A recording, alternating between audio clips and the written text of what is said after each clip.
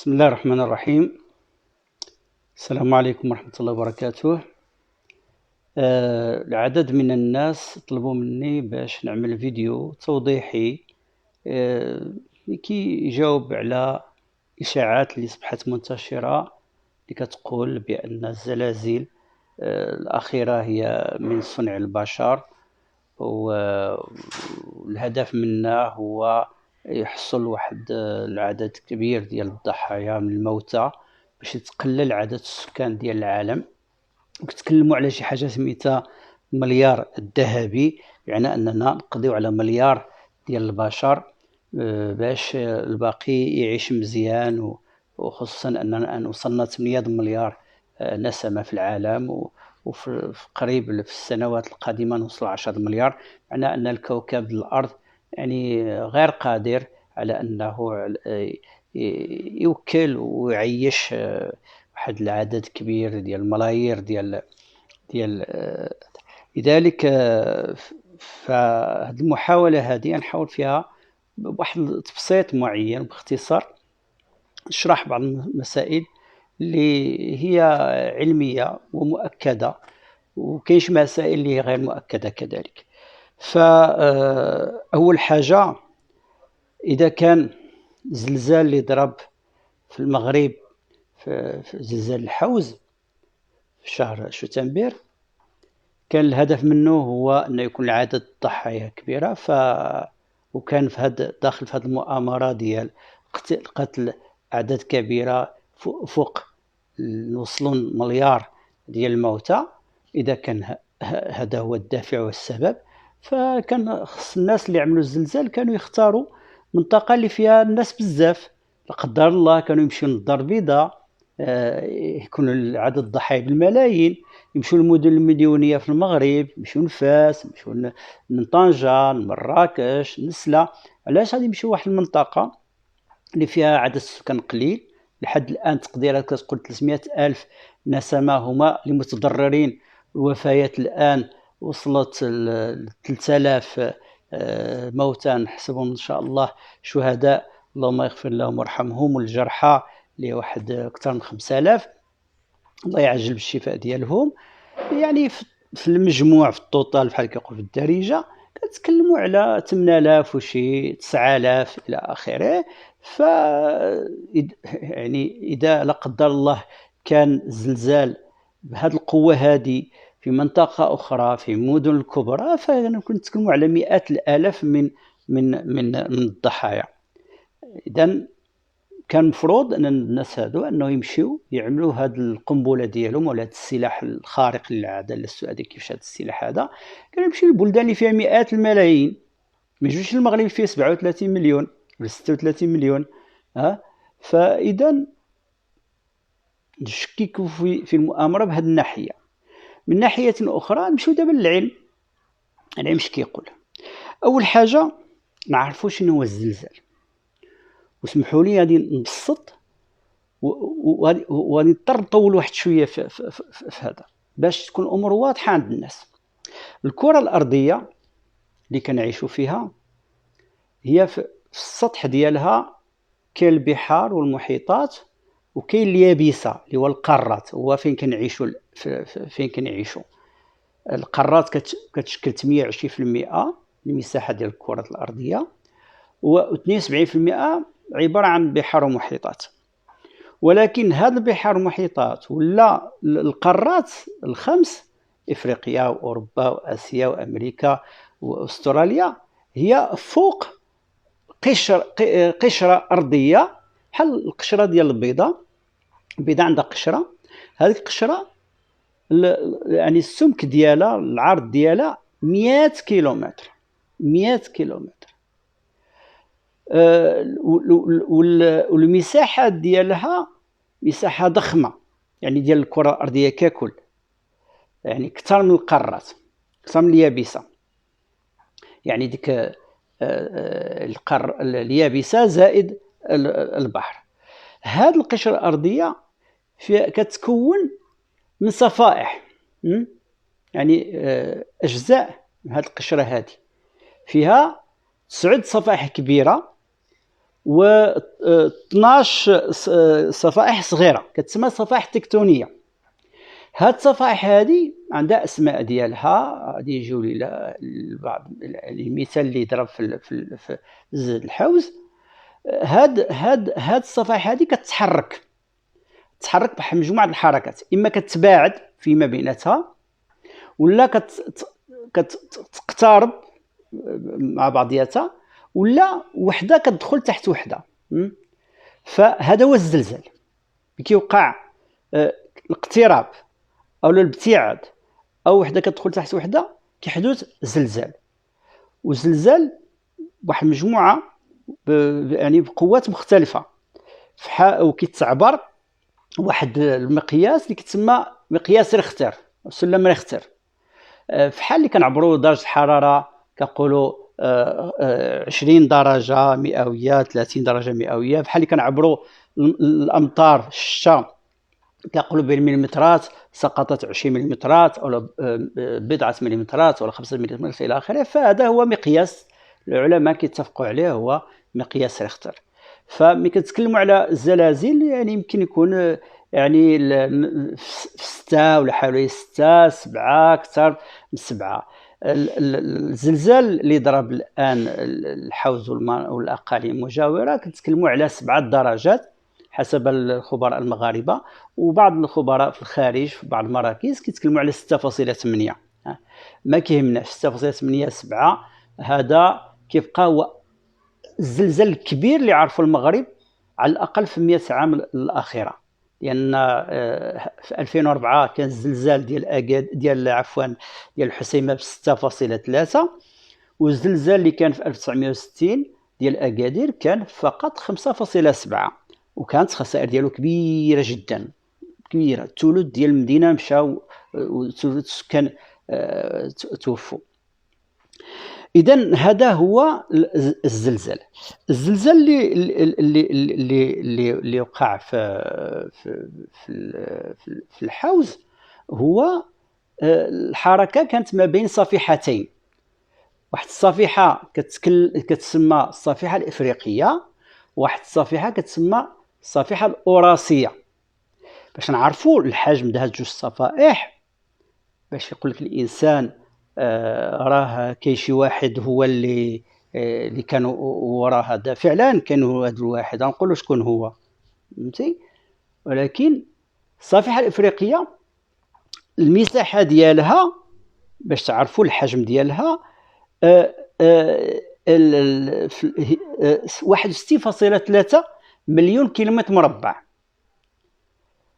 بينما القاره الافريقيه اللي هي اليابسه فيها فقط 3.37، يعني الدوبل مساحه. لان الصفيحه كتمشي تحت البحر، ماشي بحال القاره اللي هي يابسه كتكون فوق سطح البحر. فاذا الصفيحه يعني تقريبا ديال الافريقيه هي اكثر بالدوبل بالضعف المساحه ديال القاره الافريقيه. والصفيحه الاوراسيه هي الصفيحه اللي فيها جوج قارات، القاره الاسيويه والقاره الاوروبيه، اللي المساحه ديالهم في التوتال هي 55.11 مليون كيلومتر مربع. اوروبا فيها هي اصغر القارات، فيها 10.53، واسيا فيها 44.58 مليون متر مربع، 44.58 مليون كيلومتر مربع.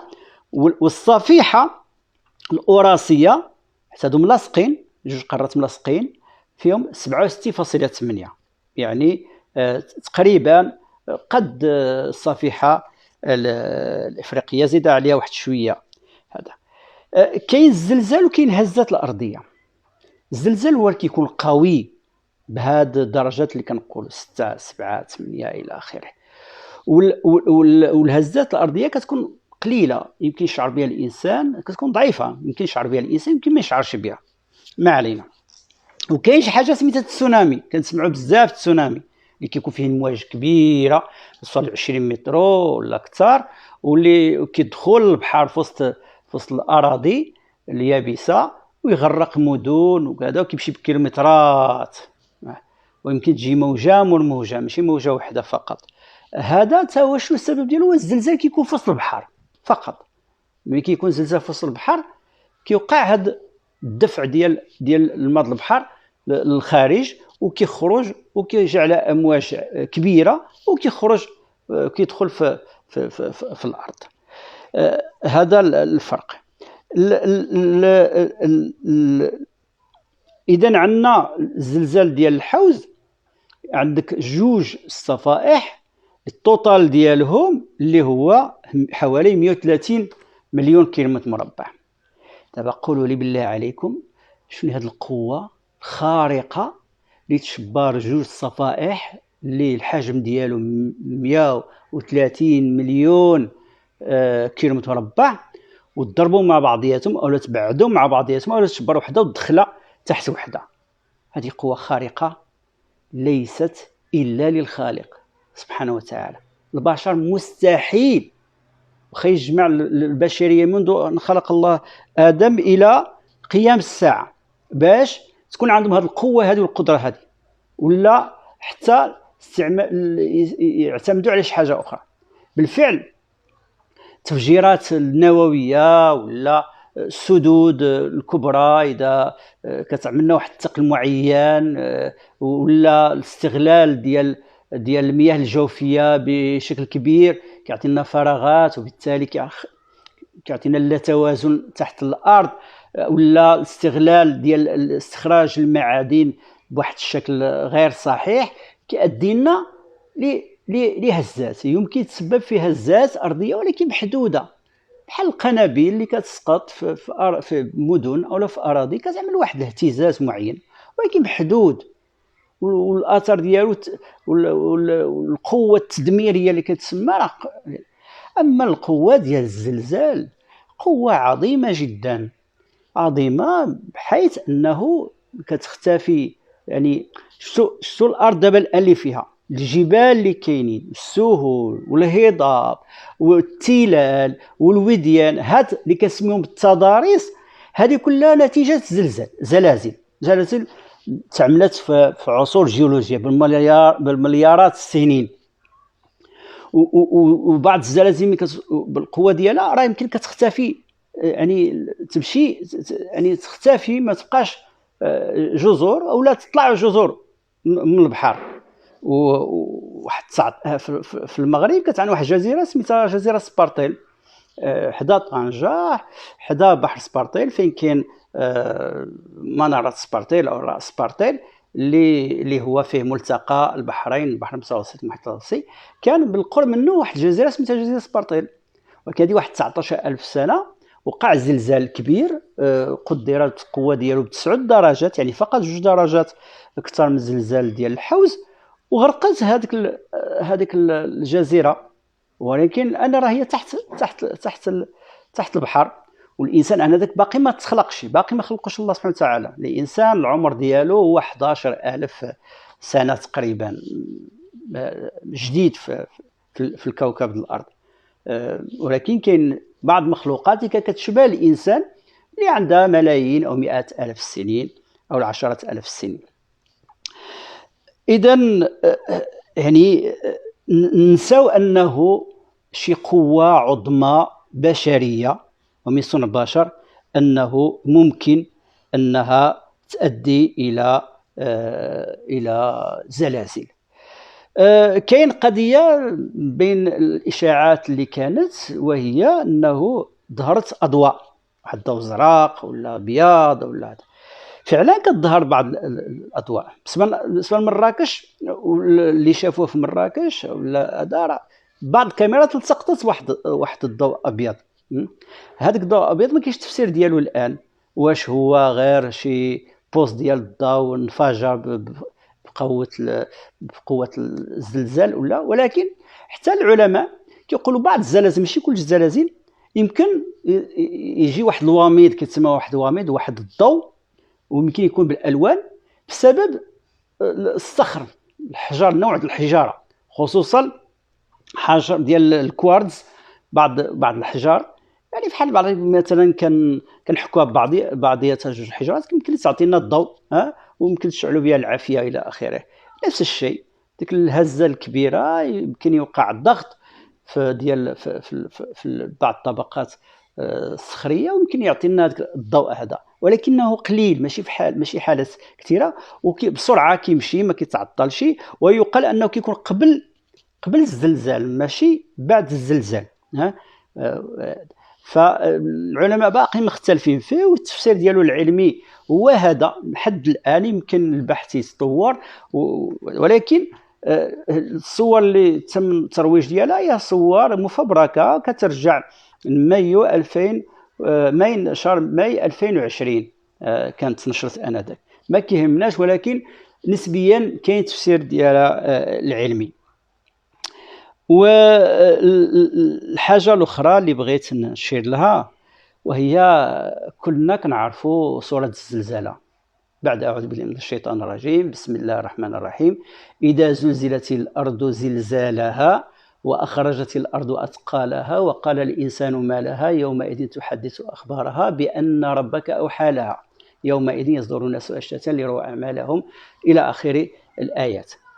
هاد الصورة هذه كتوصف الهلع والرعب ديال يوم القيامة، كتوصفه وكتشبهه بالرعب والفزع اللي كيحدث مع الزلزال.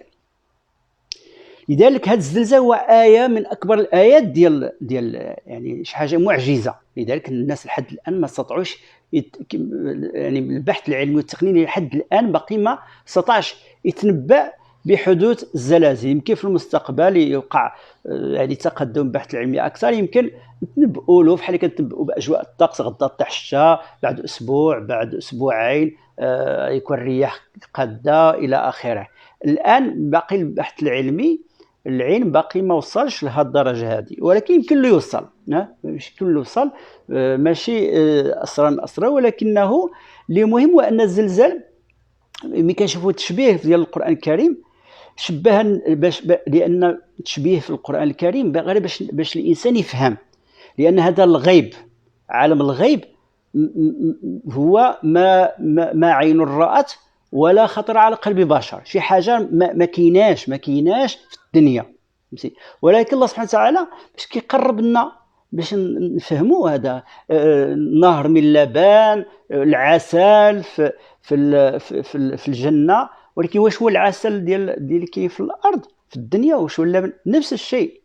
الزلزال ديال يوم القيامة راه من الهول في حال الزلزال ديال الدنيا، ولكن هو كبير من الزلزال ديال الدنيا. هذه يهم الأرض كلها وربما الكواكب كلها والكون كله، والله أعلم.